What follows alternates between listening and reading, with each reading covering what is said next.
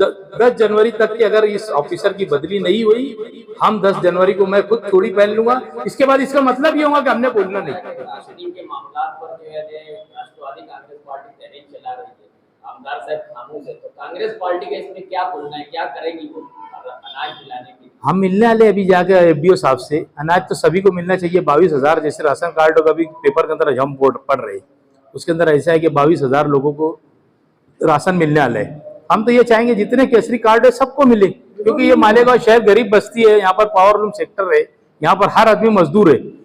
20% अगर सेट है तो 80% गरीब लोग हैं यहाँ पर। हम तो चाहेंगे कि भाई सभी को ये हो जाए। जो पीले राशन कार्ड वालों के साथ में भी जो नाइंसाफी हो रही है, 6 यूनिट का 4 को मिलता है, 10 यूनिट का 7 को जो देते हैं, ये जो मामला है ये भी हम एफडीओ को उजागर करने वाले जाकर, और हम लोग कल या परसों जाकर हम मेमोरेंडम देंगे और उनसे बात प्रेस करेंगे। भाई पीले राशन कार्ड वालों के साथ में जो अन्याय होता है वो नहीं होना चाहिए, उनको भी बाकायदा जितना यूनिट है उनको मिलना चाहिए। और आने वाले मंगल के रोज हमारा 1 दिन का धरना कारपोरेशन के गेट पे रहेगा, सफाई के शहर के अंदर सफाई के ताल्लुक से। और जो एम्बुलेंस का भाड़ा 13 रुपया हो गया, उसके बारे में कल हम एक लेटर दे देंगे और आने वाले मंगल के रोज हम कारपोरेशन के ऊपर 1 दिन का धरना देंगे। कि जो भी आप पर कानूनी कार्रवाई की गई है, तो इस सिलसिले को लेकर मौजूदा एमएलए से भी आपने कुछ बात की थी, ये बात सामने आ रही है? नहीं, मैंने किसी से कोई बात नहीं किया।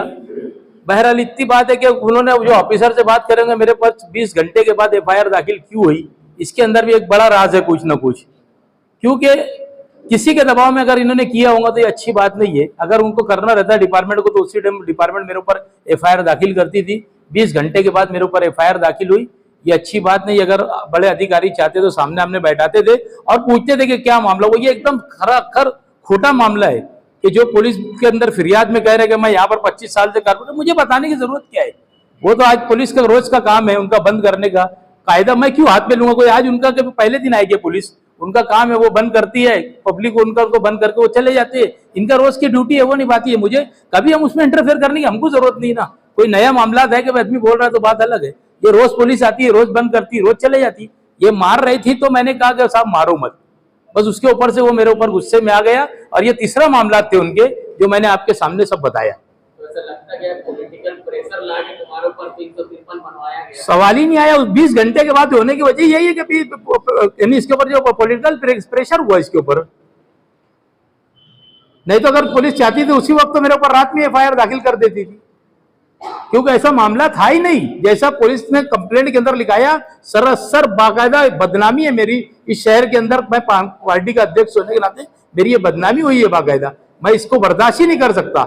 मैं आपसे फिर ये कहूंगा, खासतौर पर मराठी मीडिया के अंदर ऊपर जाएगा आपका पेपर, मैं ये कहूंगा कि भाई उनकी बदली करके उनकी चौकसी करना चाहिए। और नहीं तो 10 जनवरी को मैं चूड़ी पहनकर महात्मा गांधी फुले के पुतले के पास मैं 1 दिन का धरना चूड़ी पहनकर और मुंह पे काली पट्टी लगा के मैं बैठूंगा।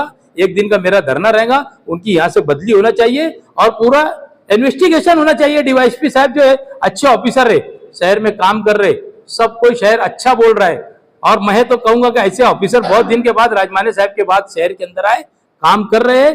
हमारा भी फर्ज होगा उनके साथ काम करने का, या जो अच्छा रहेगा हम हमारी पार्टी के लोग उनके साना बासाना खड़े रह के काम करेंगे। हम उनके लिए कोई दो राय नहीं कि अच्छे काम ऑफिसर की हम सराहना करेंगे। शहर के अंदर गुंडागर्दी कहीं ना कहीं रुकी है, कहीं ना कहीं कारोबार रुक रहा है, 2 नंबर करने वालों का कारोबार रुक रहा है, गुटखे की रेड हो रही है, सब कुछ हो रहा है। ऐसे ऑफिसर आए मालेगांव शहर के अंदर, काम कर रहे हैं, हम उन्हें मुबारकबाद देते हैं। हमारे एडिशनल एसपी साहब भी अच्छे ऑफिसर है, वो भी आए, उन्होंने भी अच्छा काम कर रहे हैं। हम दोनों ऑफिसर को मुबारकबाद देते हैं और उन्होंने शहर के अंदर काम करेंगे, हम उनके साना बसाना खड़े रहेंगे।